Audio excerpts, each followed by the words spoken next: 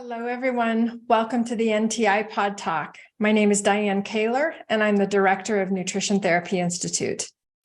This Pod Talk is our opportunity to have fun conversations with interesting people who have interesting things to say about nutrition, food, and health. I talk to NTI instructors, students and grads, to health industry professionals, to farmers, and anyone else who has an interest in nutritional wellness. While many of our listeners come from within the NTI community as students and grads, we also have prospective students who tune in. And to those listeners in particular, I hope you find that the people we talk to inspire you to finally make the jump to pursue your passion and come to school here at NTI. So without further ado, let's get on with the show. Hello, everyone. Welcome back to another edition of the NTI Pod Talk. Today, I have the pleasure of speaking with Dr. Nicole Huffman, who is a naturopathic medical physician. And I'm going to let Dr. Nicole talk about her medical education and how she practices and where she does those kinds of things. But first, I just want to welcome you. Thank you so much for being here today. And we're going to be talking about a subject today that I find interest in personally, but I think many people find interest in because it's not something that is, I think, on the radar and people talking about in broad discussion. So I'm interested in talking about it. But before we get there, why don't you tell us kind of a little bit about yourself, your medical education, and where you practice and those kinds of things before we get started. Yeah, thank you again for having me. Excited to be here. So I am a naturopathic doctor, like she mentioned, and I practice pretty remote all over the country. And then I see patients one day a week up in Loveland at a clinic called Copper Heights Chiropractic. And my background I went to naturopathic medical school, mine was in Illinois, where I'm from, just outside of Chicago.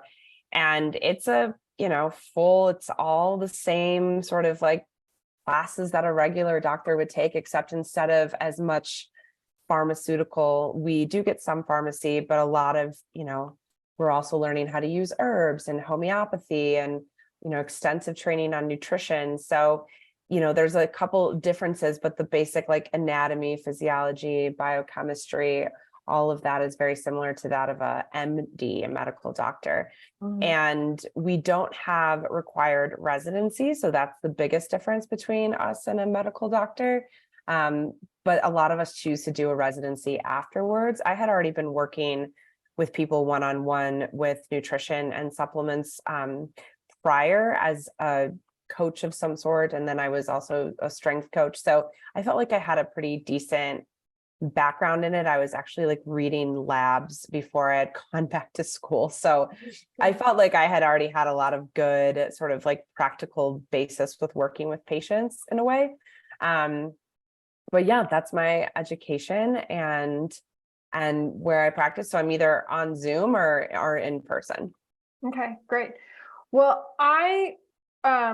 if you don't mind talking about like, what is your interest? Why did you want to go the naturopathic route? Because as you say, and we've had other conversations with naturopathic doctors where they say that, we essentially do two training programs at once, because we do the same training that a medical doctor does. Plus we have this additional layer of naturopathic sort of holistic therapeutics.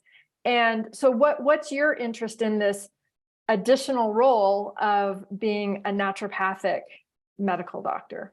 Yeah, I think most of us got into this field because of either our own health issues or health issues of a family member or friend. And for me, I was the kid who was allergic to everything. I had really bad asthma. I was in and out of the hospital a lot with breathing treatments. I had a collapsed lung.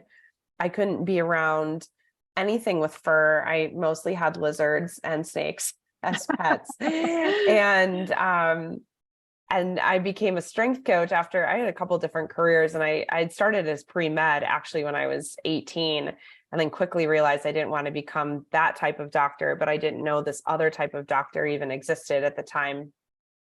So a lot of it was really trying to figure out my own body, right? Like I knew I didn't like being on medication, and sometimes the inhalers would make me feel real puffy and gain weight, and I didn't, so a lot of it was just trying to figure out how I could heal my own body. And when I started learning more about food, actually, and how I changed my diet was what really got rid of my asthma. And then as I started taking different courses and doing like some emotional work with my patients and different supplements and different testing, I got rid of my allergies. I mean, now I live on a ranch with 6 horses and I have 2 dogs. I mean, there's hair everywhere, and I don't really have allergies anymore. So I just think it's so amazing when you're treating the root cause of something instead of just trying to mask it with medication or, just another diagnosis that someone wants to give you.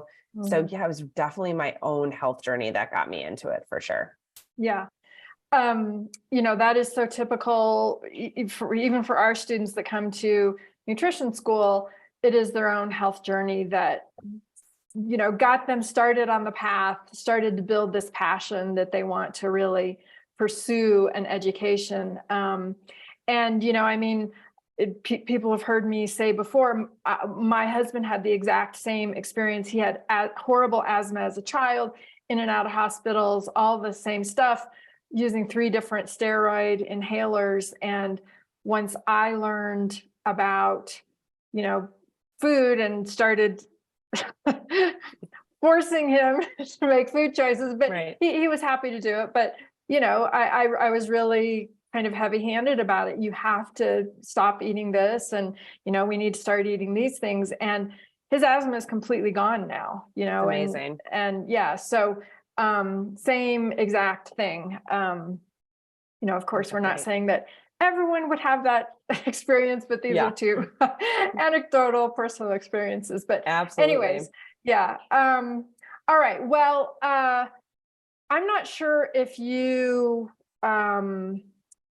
specialize in sort of hormone and particularly female hormone balance, but I do know that one of your areas of interest is in kind of hormone balance. And my interest in talking to you is to talk about a very dramatic shift in hormone balance, which happens during menopause. And kind of where I'd like to start with this is that, full disclosure, I am 57 years old. I am menopausal.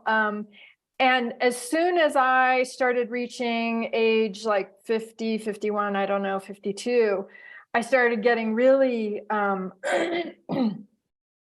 almost hounded by by my very conventional mainstream medical practitioner about all the things that I needed to be doing. And and as you enter menopause, all these horrible things are going to happen to you, and you need to start doing all this testing and do all these things. And it became very much of a medicalization, kind of, a disease treatment process where I wasn't asking for it. I wasn't, going and saying I'm having all these symptoms, but it was being delivered to me in that way. And that was my own private experience, but I've heard many people talk about the fact that many women talk about the fact that they are concerned that their journey into menopause, and we are all going to get there.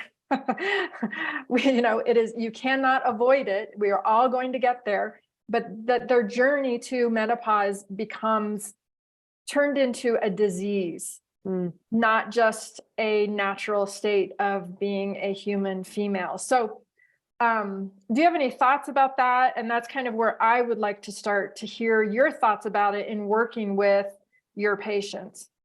Yeah, absolutely. I mean, it's such a natural process, right? I mean, the body was really designed to go through it. So yes, there are definitely things that you might want to look at and change in your lifestyle if you haven't already, or, your diet and your blood sugar and different things to just set yourself up for success as you're now transitioning to not having a cycle and not having those hormones cycle and having very low levels of those hormones.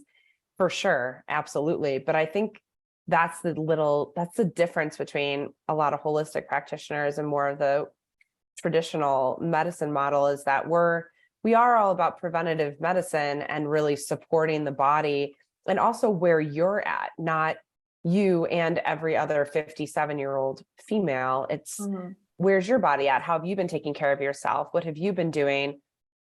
How can we better support you now that you won't have these estrogen levels anymore, et cetera, versus being like, okay, you're 57. This is the next thing we are going to try and scare you about. Right. I mean, and there are lots of women who go through menopause really without symptoms. And so it's like, well, if you can go through it without symptoms, then how can we support women who are having symptoms to be able to naturally and gradually enter this next stage of life that really should be amazing? I mean, I've heard a lot of women say that I'm not menopausal, full disclosure. I just had a baby. I have had a lot of women say that it could be this really magical, beautiful time for them. And I wish it could be like that for every woman, and have it be more of like an empowering place to be, instead of like a dreaded transition. Yeah. And, again, maybe this is my own personal opinion, but I think that, and we can blame our quote unquote society on a lot of things, but I think that our society has been for a long time fixated on youth and all the wonderfulness about youth. And so I think that, this belief that we shouldn't get older and we shouldn't go through natural changes in life and physiology that have to do with aging. I think it scares people. Yeah, because definitely. the society teaches us that we shouldn't have to do that.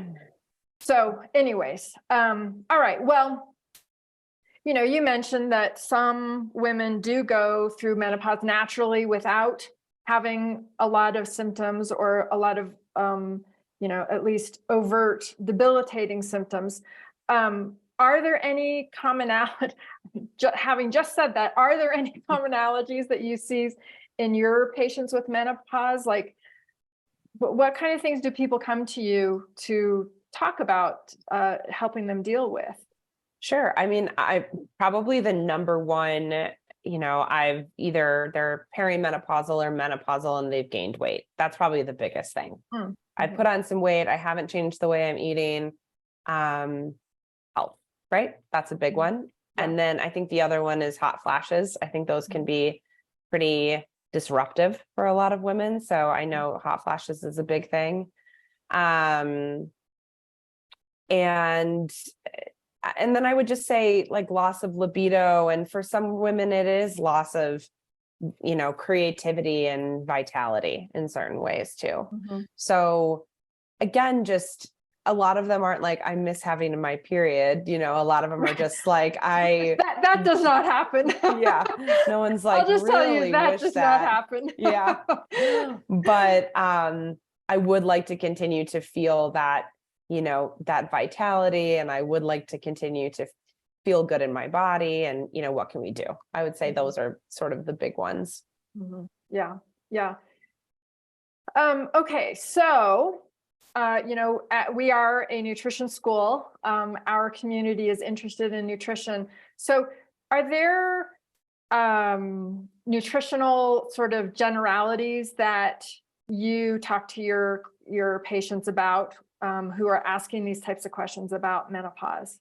Yeah, absolutely. I'd be interested to know, sort of the differences or what you guys do versus what I've seen. But, women who, when you start losing your hormones and you're making that transition, the biggest change that happens is you become more insulin resistant than insulin sensitive. That's the biggest change, right? All of a sudden, that carbohydrate that you could handle pretty well in your 30s and 40s, you're just not tolerating very well in your 50s. And noticing weight gain again from, not really having changed much, but the biggest shift is that if you can't manage your blood sugar as well, we know we're going to see a whole lot of dysregulation, right? I really do believe that blood sugar is one of the biggest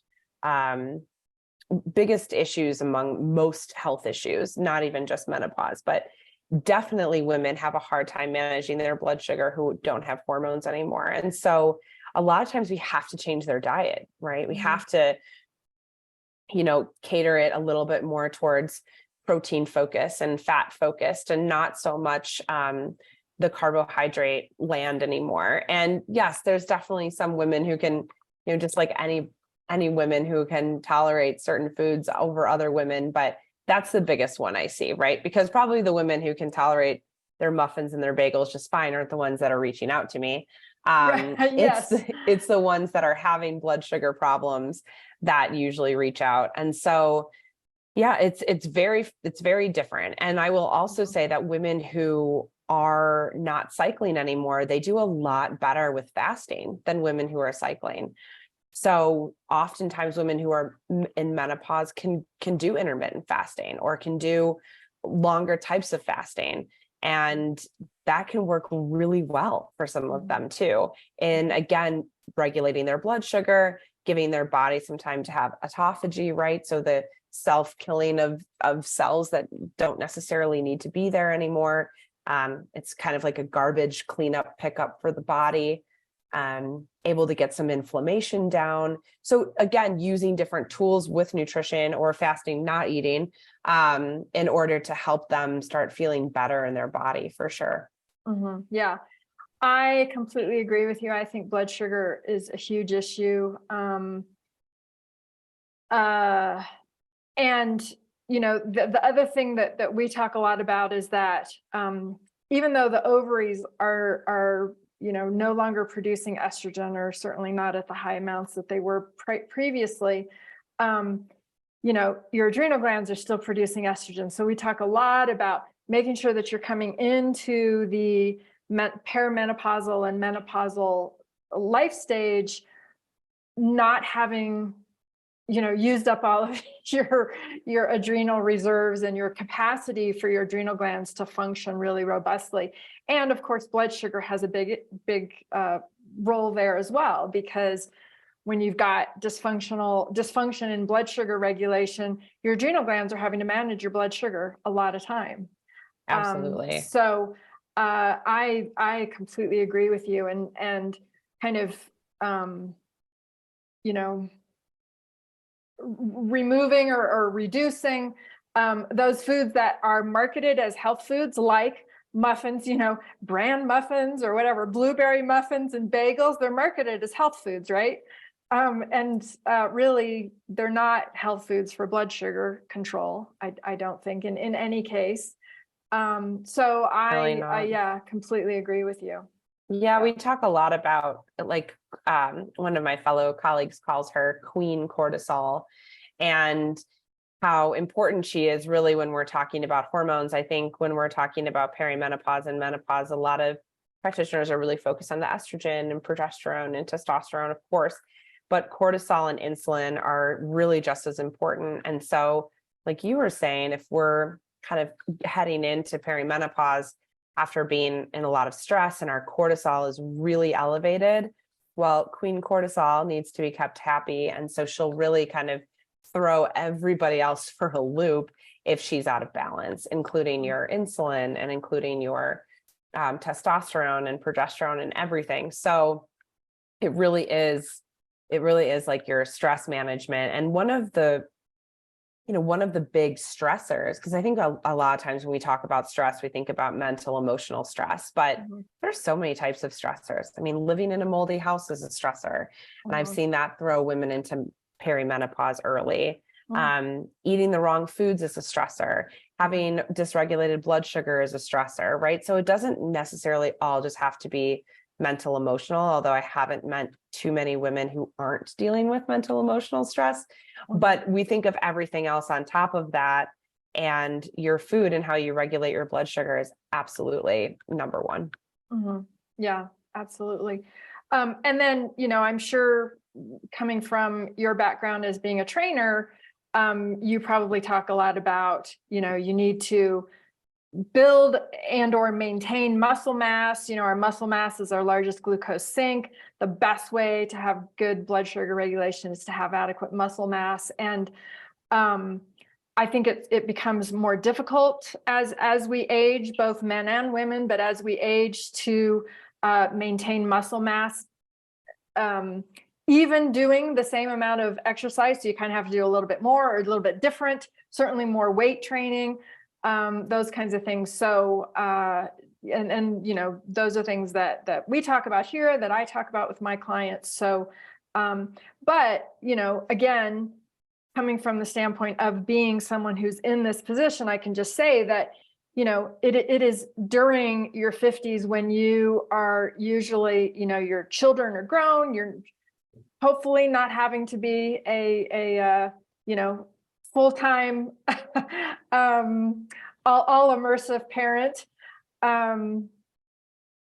Although some days it doesn't feel that way, but, and this is the time that I see for myself, for many women, where we are in our prime for work and, business and being entrepreneurs and being in powerful positions in our work because of spending years, increasing our responsibilities and our roles and all those kinds of things. And so this is during this time of life, it's almost harder to make some of those conscious decisions about what to do with your life and your time, because we're just I think much more busy on work life stuff and not so much on kids. And I don't know. Again, these are my own personal opinions and things that I've heard other people in my immediate community talking about. But yeah, I think that's an issue. Yeah, I feel like I feel like women in their 50s and, or early 60s, I feel like it's kind of all across the board. I've definitely seen, it sounds like yourself, like, very more work focused and like, busy with that. And then I've seen other women who are really at that time, they're able to finally take some time off and like scale back a little bit and maybe are able to put a little bit more time. I mean, either way, I think definitely trying to prioritize a couple of those things makes the transition way easier. Like you were saying with exercise and strength training. I mean, I had my female patients or clients at the time, who I was strength training in menopause. I mean, they're doing back squats, deadlifts, pull-ups. I mean, everything that's body weighted not body weighted. Loading the spine is the like best way to help with bone density. So, and I think a lot of women are like, wait, I couldn't do a pull-up when I was 40. You want me to do a pull-up when I'm 55? And I'm like, absolutely. And we'll get you there. And, but those, spine loaded, that's where we start to like really keep our bone density and all of the other, like you were saying, muscle mass is so key for longevity. So yeah, I think it's so interesting how sort of women can be in these different phases of their phases of their life and what they can make time for. But if okay, the biggest things for me in menopause that are going to keep me sane and feeling good are lifting weights and focusing on my nutrition, then I guess do those things first if you can get it done. Yeah, absolutely. So are there any types of specific strategies that you can talk about that you make recommendations about, like herbs, particular nutrients, maybe supplementation?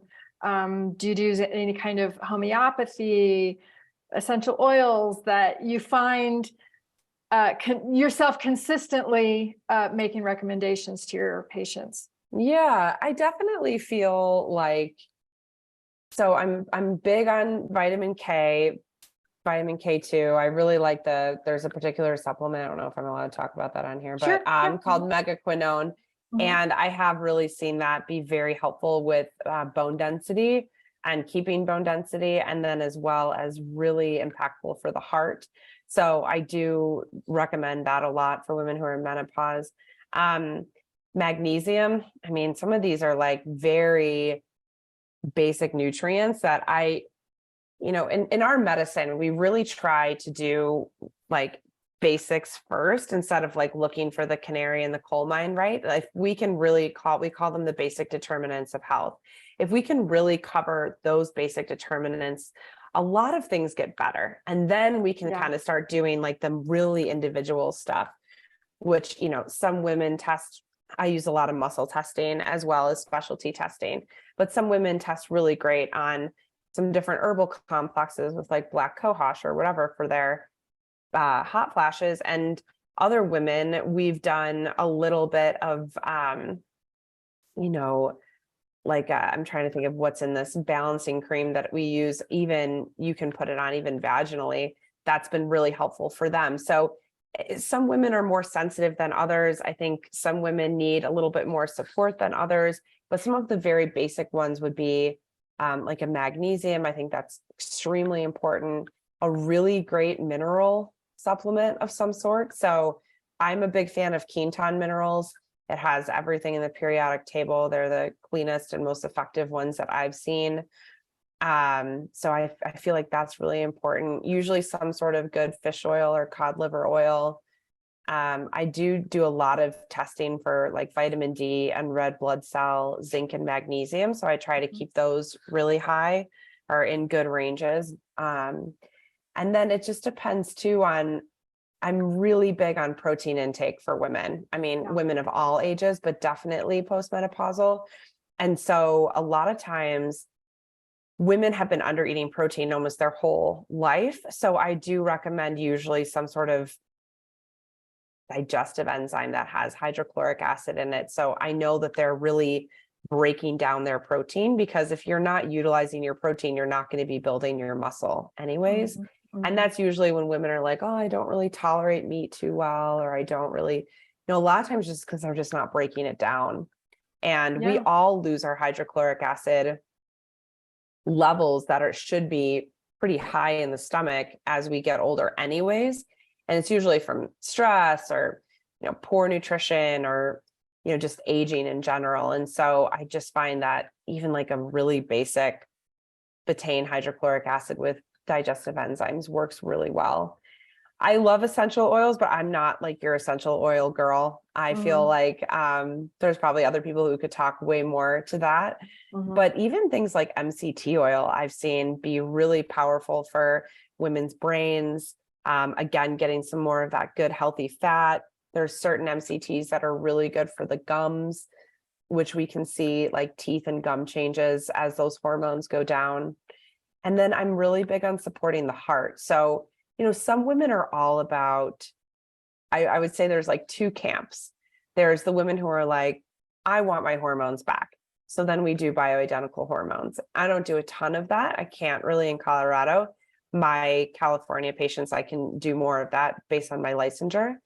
And then there's the other women who are like, I don't want to deal with hormones. This is a great transition for me. How can you support me to feel my best? And in that, we might do a lot more supplementation, really based on what's going on with them and their bioindividuality. So I think there's just real like two camps of women as they enter that phase on how they want support. Yeah. Yeah. Thank you for saying that. And you brought up bioidentical hormones. I would love to hear kind of your thoughts about that. And, you say you don't really utilize them as much, particularly here in Colorado, but just sort of, I guess the question is, and maybe you've already answered it, but I think there are so many misconceptions out there that when you go through menopause, you must go on hormones. Mm. And I think there is a drive to make women feel like it is absolutely necessary, and I'm just, curious what your thoughts are about that. And you can go wherever you want with that. But anyways. Yeah, definitely.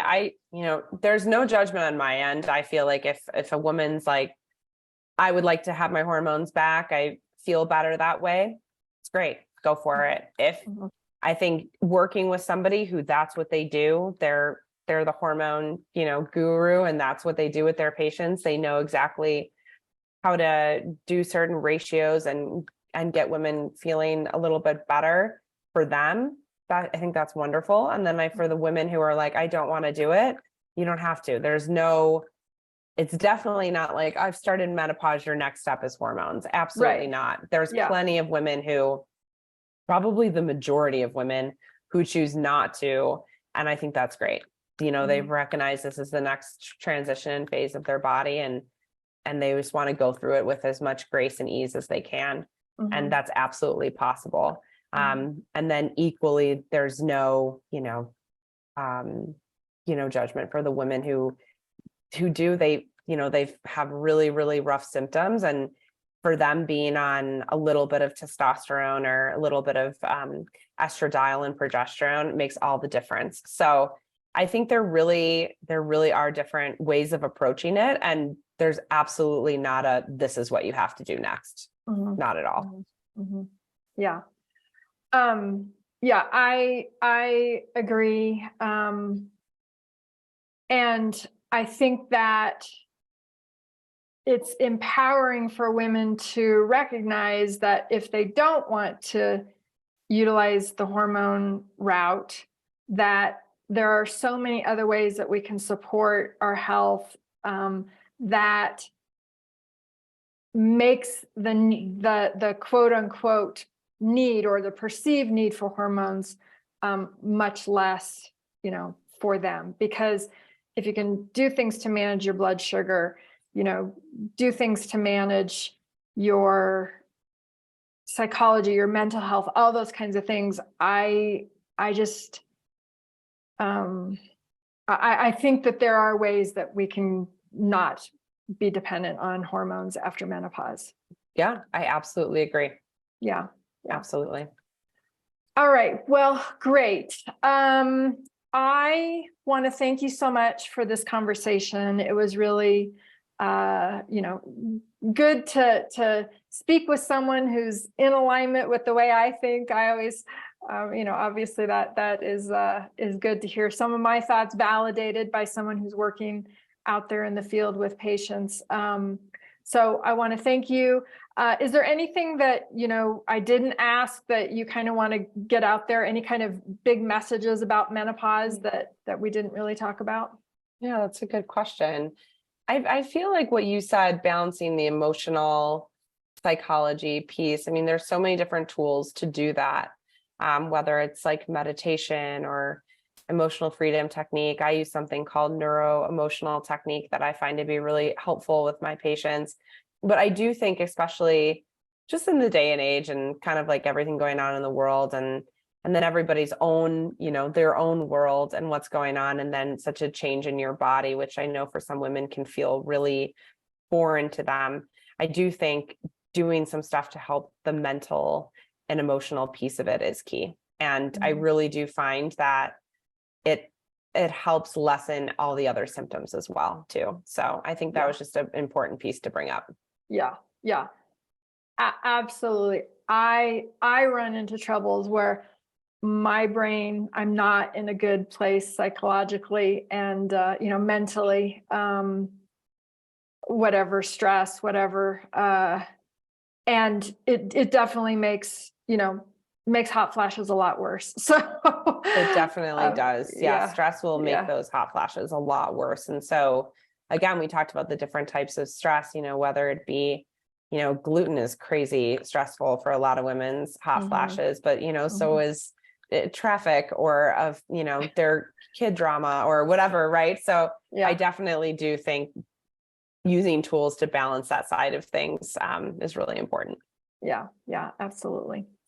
All right, well, good. So do you want to talk about how people can find you? Where are you out there in the great, great internet world? The internet world. Yeah. My website is just drnicolehuffman.com. So pretty straightforward. I'm pretty active on Instagram. I'm Dr. Nicole NMD on Instagram. And then I think that's pretty much it. I mean, you can definitely reach out either way of those if you're interested in doing something in person, or just, I have like some different courses on hormones and stuff too. So just a couple places. Good. Try not to be everywhere. I'm not in the TikTok thing yet. So trying not to be. I don't know about that, but so, and you said that I think you said, do you work mostly remote or in person, or how's that I'm work? in person 1 day a week and the rest is remote. Okay. So it is definitely mostly remote. Yeah. Okay. Yeah. All right, great. Well, thank you so much for your time today. I really appreciate it. Fun conversation, lots of good information for our audience. So thank you very much. Oh, thanks for having me. All righty. Hi there, and thanks for listening today. If what you heard today inspires you to want to pursue an education in holistic nutrition here at Nutrition Therapy Institute, please check us out on our website, ntischool.com, and reach out to us at admissions@ntischool.com. Our in-depth, comprehensive education is sure to provide you with the knowledge and skills you need to create the work of your dreams. Do something that feeds your passion, aligns with your values, and fuels your drive for a vital and meaningful life. It will be rewarding for yourself, your family, and anyone else with whom you interact. And with that, see you on the next episode.